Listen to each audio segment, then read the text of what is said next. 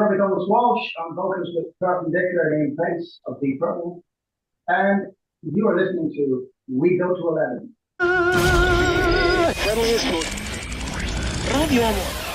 don't you just make 10 louder and make 10 be the top number and make that a little louder?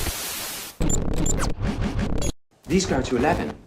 Hey, thanks so much, Robbie. I know last time it seems like it wasn't that long ago, but it's been a little bit since Perpendicular put out the last studio record, right? Yeah, it wasn't planned that way. We wanted to get it out quicker, but things don't always go according to plan. I think, what was it, 3 years ago, Ruben? I think was the last time. Yeah, you're right. Yeah. And it seems like it's not so long ago, right? I mean, it just time flies. It's amazing. Yeah. So with this particular record, I know there was something different here that, in the recording process. I think something transpired during the process of the recording of the album. So the record is titled Banned, B-A-N-N-E-D, right? That's right. So what happened? I think you guys were caught up in the middle of some wildfire or something like that. Oh, yeah, no, that wasn't during the recording. The recording was peaceful enough. Any fireworks. What happened was we wanted to write collectively together, and Robby had a villa up on his house up on a mountain in a remote area just outside Porto in Portugal. So we decided to go there in September, and it was a little bit hotter than we had imagined. So yeah, I could see the fires when I was landing in Porto in the airport. I could see sporadic fires billowing up through the earth and up into the sky. It was about 35, between 35 38 degrees. I know you guys do Fahrenheit. I don't know what it is in Fahrenheit. Yeah.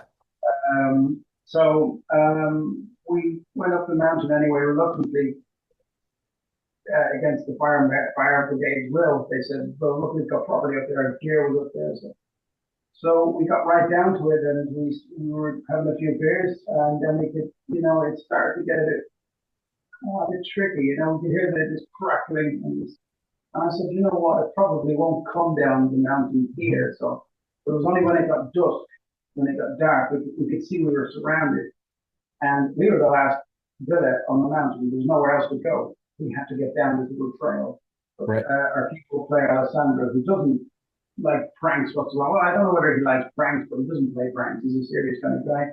Lovely guy. Come in and he said, "Holy shit, we gotta get out of here, Robby." And I said, "Well, what's going on?" So come with me.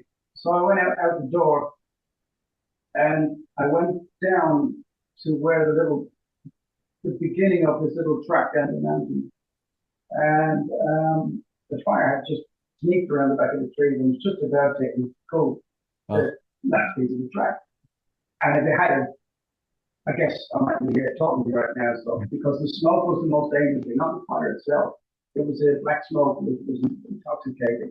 So we literally had to grab our suitcases, left the gear there. It was rental anyway, and but we legged it, as we say in Dublin, ran down the mountain pretty quick, and got picked up and rescued just where the road would fit the car, and we ended up staying in a nice spa, a beautiful guest house where we watched the fire rage the whole night. It was pretty. It was a moment. It was a real moment, and we thought we were really in trouble at one point. Really, of course, when you have a couple of beers down, you react differently. You think, you'd be okay, but it's never the case. You really have to be on your mettle when things like that happen. You need to take precautionary levels, because some of us have children and stuff. We're not kids anymore that we can say, fuck it, we do what we want. We can't, we have to be responsible. So we need to get out of there very quick. And the people in the village were fantastic, really fantastic. And some of the fire brigade lost their lives. A lot of people lost their homes. It was devastating. It was really, really devastating to experience something like that. And when you see the pictures and so, it doesn't no justice. I don't know whether you ever, if you take pictures yourself when you're on holiday, it doesn't capture what you see in real life. It just, hey, that was much better, Right. Yeah, it was devastating. Yeah. And luckily we were able to continue work the next day because the fire had burned itself out, so we could go back up and we could start the pre-production and the writing process. to lay down the foundations for the recordings in our different studios across Europe. Yeah. Mm-hmm. Wow. Yeah, fire's nothing to be messed with. I know I was in fact the reason that caught my attention that that fire that you guys were experiencing out there was uh we had fires out in my area. I actually had to evacuate, the house. Nothing Oh, happened really? to it, but it's kind of one of those things where you have to, prioritize what you're taking. I actually had to go back and got all my music and memorabilia stuff. I mean, I think at that point I was like, I gotta go back and get that. I know. Yeah. It's just, your brain just takes over really quickly. And okay, what do I need? And luckily, we didn't really unpack our cases by then. We just, Yeah. we were there, so it just would have been grab the case and just out of there. We were looking, but in your case with a house, oh my God, Yeah. you can only think, oh, what do I take? And normally the fire brigade would say, well, just get out, don't take anything. But your brain thinks, hey, I've got to get this is fundamental or whatever, that can't be replaced in the burn, whatever it is, Yeah. Yeah. It's incredible. So the title of the record, Band. Why'd you go with that one? That was an interesting one.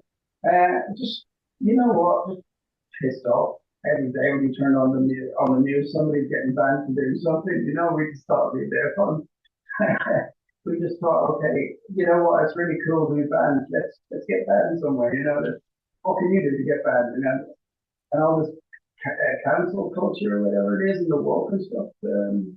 From an observational point of view, for me, it's ridiculous, and we just basically take the piss out. We just joke around with it. The title of the thing band was like BANED, and if you take out the NE, the third last, second last letter, it's band. Yeah. So we just thought that'd be a cool concept, and we write about that until our events of the fire, and we decided, okay, we'll write a hybrid concept of our experiences and what happened to us up there, kind of an autobiographical theme. So we put the two of them together, and we were pretty pleased it worked out pretty hard. I mean, not only you guys have a lot of kind of parallels with Purple, the name, Perpendicular, Ian's involvement, kind of the tongue in cheek with the titles and stuff too. I mean, I think that just kind of it just happened that way, huh? Well, when we were a tribute band years ago, so we stopped being that in 2018, but when we started the band in 2007, we wanted to be a little bit diverse to other tribute bands. We didn't want to copy, and we wanted some money because we couldn't. If we were doing our own stuff, it was pretty hard to make ends meet. But the tribute thing was going pretty well, so our common denominator was Deep Purple. Everybody liked Deep Purple, and in the songs you can be expressive. You've got these long jam sections. You can be yourself. You can make up stuff. And so we did it that way. But as we started to go on and on, I mean, we couldn't change the name.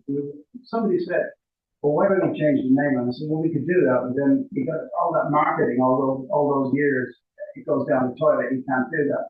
Yeah. So we were stuck with the name Purpendicular, but it's okay for us. But we tend to, the reason why puns like this happen and stuff, I guess we come from the same background mentally, the same humor. Like there's a lot of slang in England, a lot of slang words in Dublin, which is closely the same related. So all that kind of English humor comes out in it. So I guess that's where it's kind of connected. And of course, Ian is on the drums. We've got a Hammond organ in the band. So every journalist will say, well, it's Deep Purple. No, it's not. Right. We approach things differently, and we're a different entity. But of course, we're going to be compared. And Ian is on the drums, and we were previously a Deep Purple tribute band, so to speak. But now everybody's, we're just a right rock and roll band, and we just cover the tracks what Ian did in his career with White Snake, with Purple, right, Purpendicular, stuff, and we might even put Jamiroquai in there because our bass player is ex-Jamiroquai there from Oh, right. 85, yeah. But I don't think the hard rockers are like that. Yeah, right. Yeah, that's So maybe that, maybe not, maybe. yeah, right, right. Well, okay, so at this point, I mean, you guys have I think you've released a couple videos off the album. You got the Blood Red Moon and You Better Behave. So I mean, there's at least a couple videos there to just kind of sample the record for the people that may not be familiar with the band. I mean, how would you describe the sound? I mean, it is classic rock. I mean, but it's more than that, right? Yeah, what we try to do, and it's not a conscious thing, we want to do it, we want to revisit retro 70s, because most of us, all of us, except for Alexander, the keyboard player, grew up in the 70s, and hence the song 70s Kid. You know, we were trying to make it as musicians back then, and it basically tells the story of all the generations, going through generations and stuff. And the sound is it's hard rock and recorded with modern equipment, and that's all it is. We try to keep it as live and as organic as possible and original if possible. But you know, everything is really being done, so you know, you're regurgitating ideas that you might have heard. Ian always likes to take ideas from the past, not the future. So you want to learn to go back, but way back in history, you can get some great ideas. Yeah, it sound wise, we try to keep it as live as possible. For example, we don't try to do anything in the studio that we couldn't play live. Everything has to be organic. So, yeah. Yeah. And when you guys record, is it all everyone's in the studio? I mean, I understand Ian's got probably various different commitments to Purple, and that probably keeps him away probably the most out of everybody. But how does that work with you guys?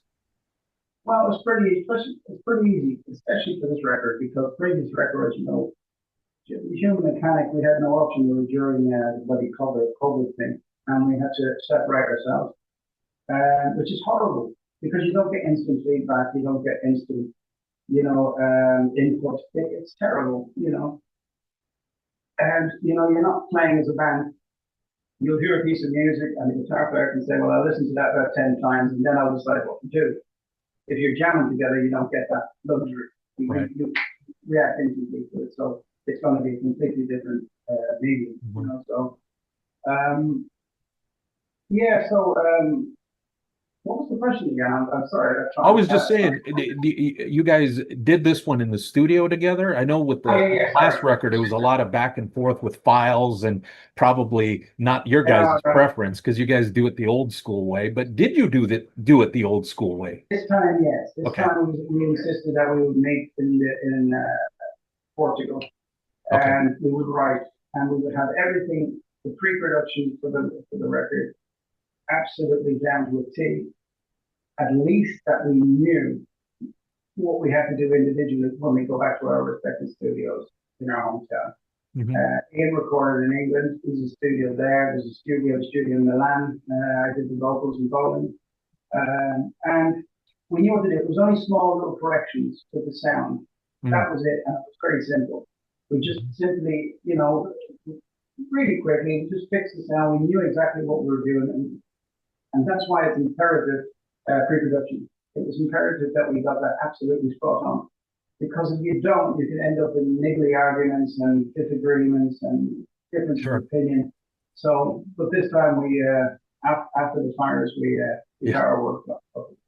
With this though, with this band, because I know, you know, obviously you have the senior member of the band and a Rock and Roll Hall of Famer. So obviously, you know, do you guys defer to him a lot, or is everybody get equal say in this band?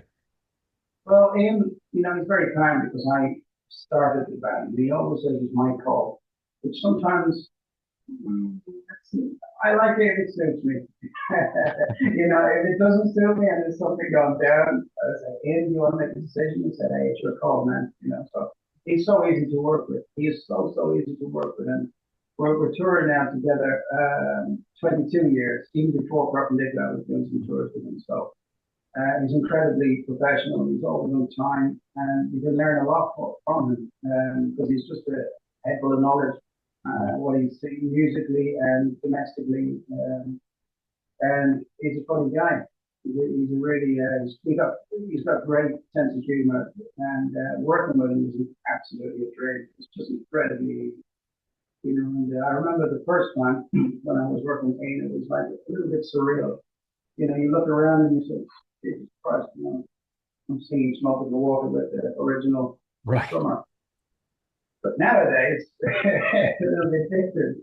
22 years on, you find myself turn around and say, "Hey, watch it." Yeah.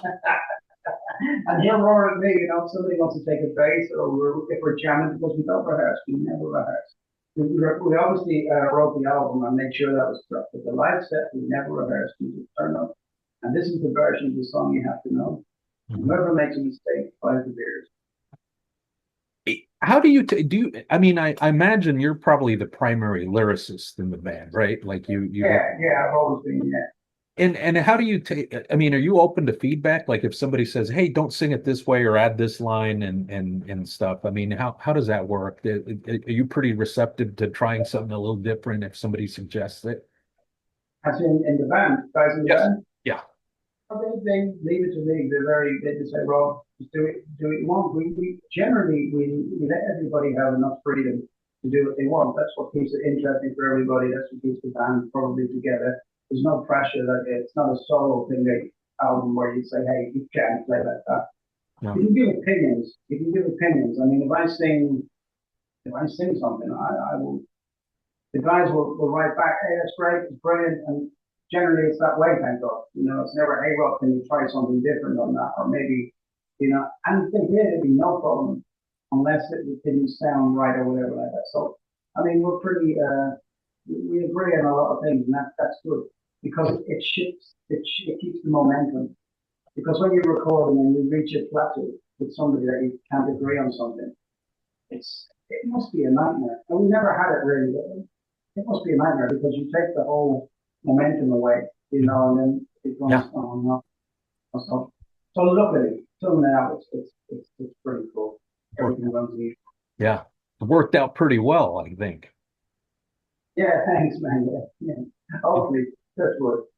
So for yourself, I mean, who are some vocalists that you look up to that you idolized growing up, or maybe even more recently, maybe are an influence on you?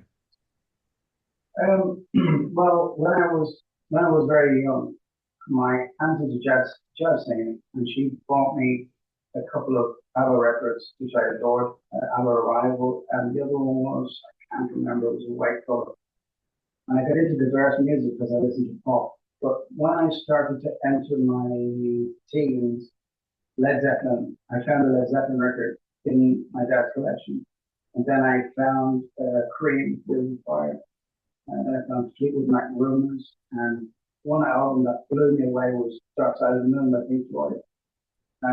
All these singers. And then obviously Purple came along. I was at a party one night and I was trying to chat to a girl that I'd been chasing a long time. But in the background, I could hear this 30-minute version of Ring That Neck from 1970, and I just couldn't listen to what she was saying. And my attention span went over to the music speaker. Yeah. And which was strange. I'm making her say, "What are you doing, man?" And I say, "Hey, what is that?" And it was amazing, And it's a Big Purple, 1970, and wow. And that got me going. So. You got Plant, you got Paul Rodgers, you got all these singers, marvelous singers. And as I got older, where I am now, I never listen to rock and roll at home. I never listen. I'm listening to a lot of 70s funk and soul, a lot of stuff like that, a lot of great singers. There's a guy I listened to there, I was working out this morning. I listened to a guy called Winter or something like that. He's really a soul singer, but wow, I think you got to keep everything diverse to stay open-minded.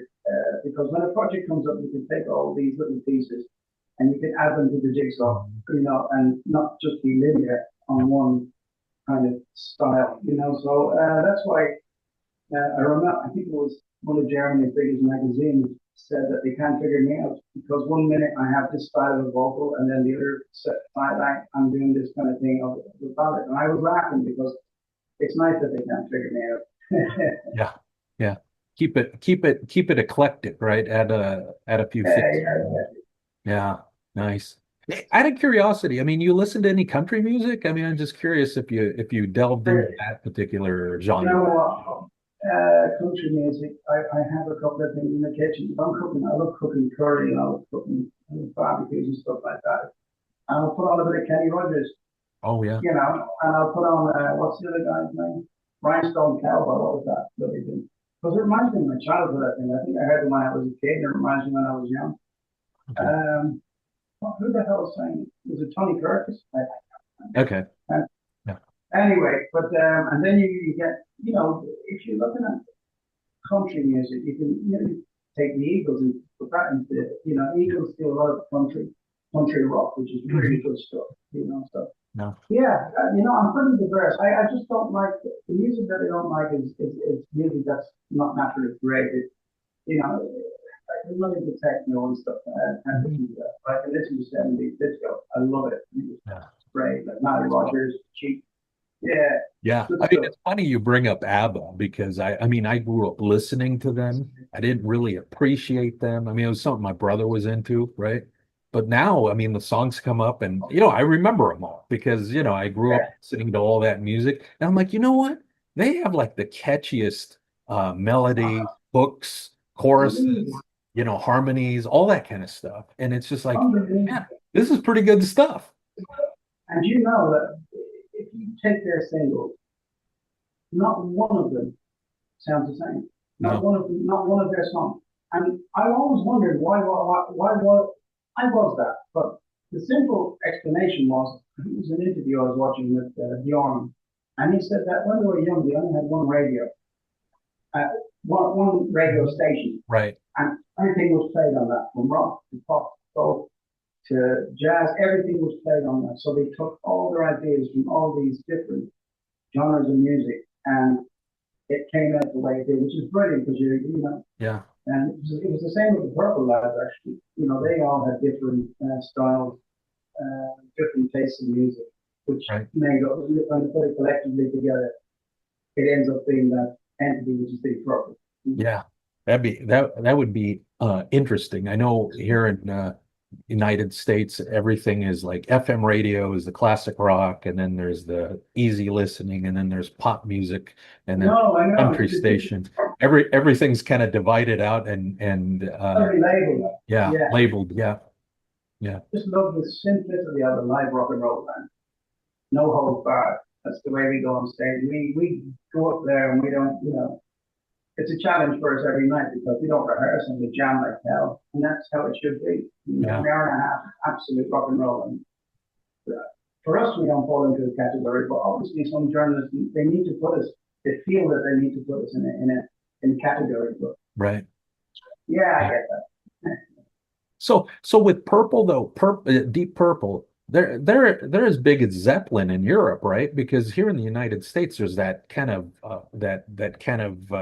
where it's offset. Zeppelin's way big, huge, and Purple didn't get their proper due, I don't think, here in the United States. But it sounds like in Europe, they're pretty much, neck and neck, right? Like they're in the same level. Yeah, I mean, when I was growing up, it's hard for me to say because I don't know I know Zeppelin were absolutely massive. I remember one of my friends, he's a massive Zepp fan, and they were absolutely huge. I do know that. And with Purple, I don't know what the scale was. I mean, Purple were really, really successful. They were way up there, and they were huge in Europe and especially in Asia, in Japan and stuff like that. So, but across the pond where you guys are, I'm not too sure. I'm too young for that. Yeah. I mean, for whatever reason, I think they're Zeppelin's massive here, Purple isn't, and they're as equally as good of a band. Yeah, I mean, it's when we were starting the trivia thing, we got Zeppelin came up, but you don't have that much freedom in Zepp songs. You got to play them nearly as they are. I mean, you Yeah. get a couple of jam sections like what they Sure. did in Madison Square Garden. It's a wonderful video. Song remains the same. That's what it Oh, is. yeah. But with Purple, it was a different animal, and Right. unbelievable players. I mean, Jimmy Page on his day was unbelievable guitar player, but I had to pick one of the Richie. I've never heard a player like that. Mhm. And David Gilmour. Ah, David Gilmour. yeah. Because it's just, they know how to evoke feelings. Mhm. It's not technically, it's nothing to do with, they have their own technique, of course, but if you get a guy that can play a million arpeggios a second, it means nothing. It means nothing. It's technically brilliant, of course, but I think you can say much, much more if you say So, okay, so what's the game plan? I mean, I know you guys are going to promote this. You're probably going to do live shows, and probably a lot of it is going to be probably out in Europe and stuff like that. Although, I think a band like Purpendicular would be perfect for a lot of those classic rock cruises that happen out in the United States and take off from Miami and head out the Caribbean and whatnot. I mean, is something like that interest you? Have you guys done something like that? Maybe you have.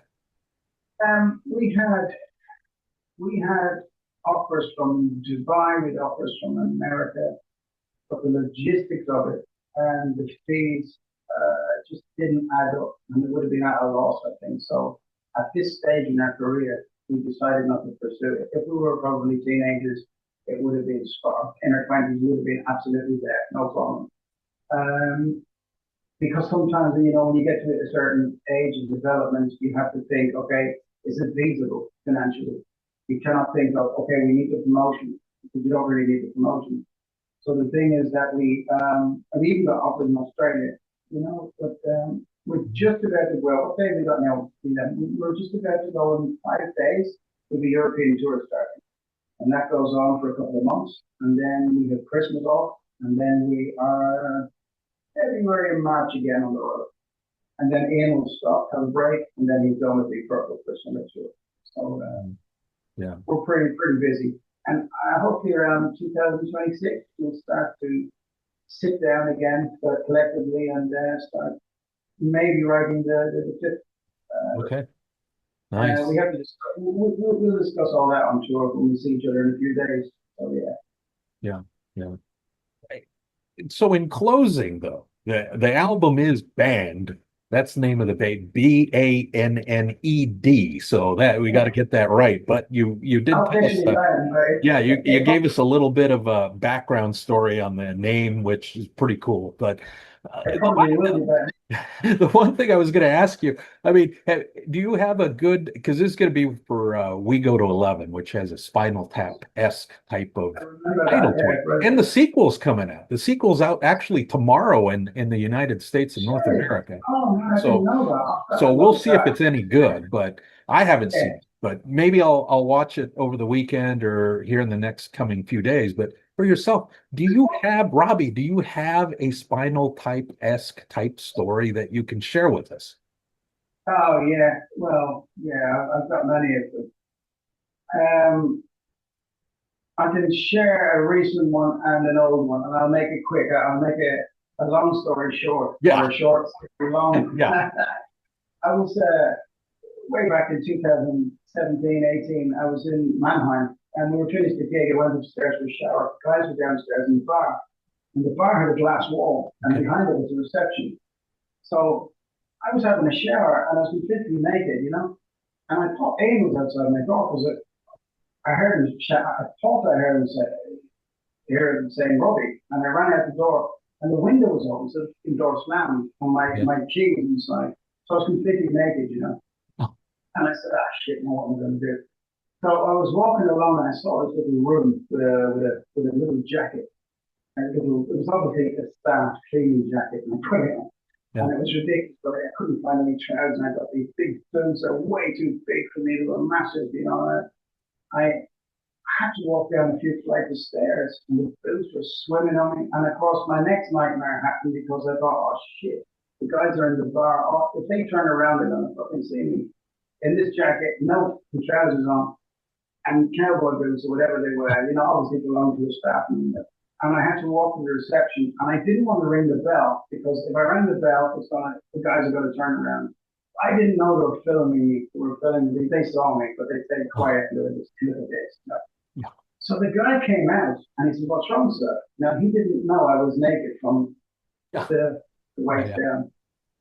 And I said, oh, well, I lost my key. I was having a shower and I went outside. I thought somebody called me. I told them what happened. It's no problem. I'll get your key. And punched me a plastic bloody Yeah. key to me like that. And I said, good night. And I kept looking. I was hoping he'd walk away first. Sure. But he didn't. He just Oh, said, good night.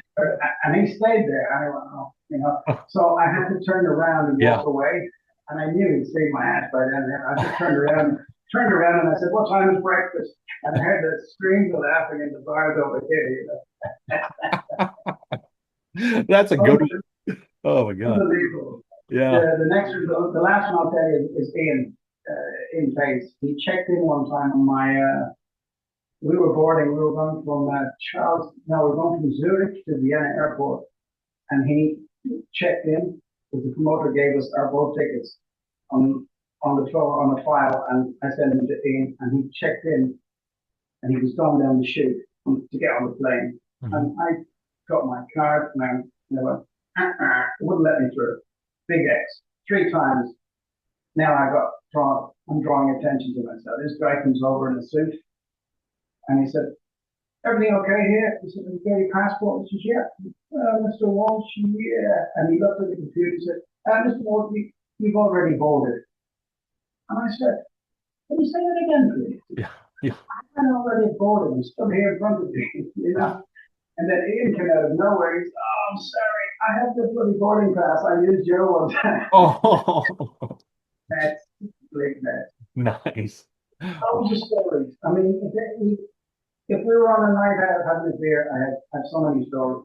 You collect stories over the years, over touring in 20, 22, 25 years touring. Right. You're always going to, there's so many final chat moments, as you said. So Right. yeah, they were just a couple of innocent ones. Yeah. Nice. Thank you so much, Robbie. Hey, I love the record. I have it. It should be delivered here pretty soon. I had pre-ordered it, so we're gonna get it. Awesome. Thank you Cheers, so man. much. Enjoy it.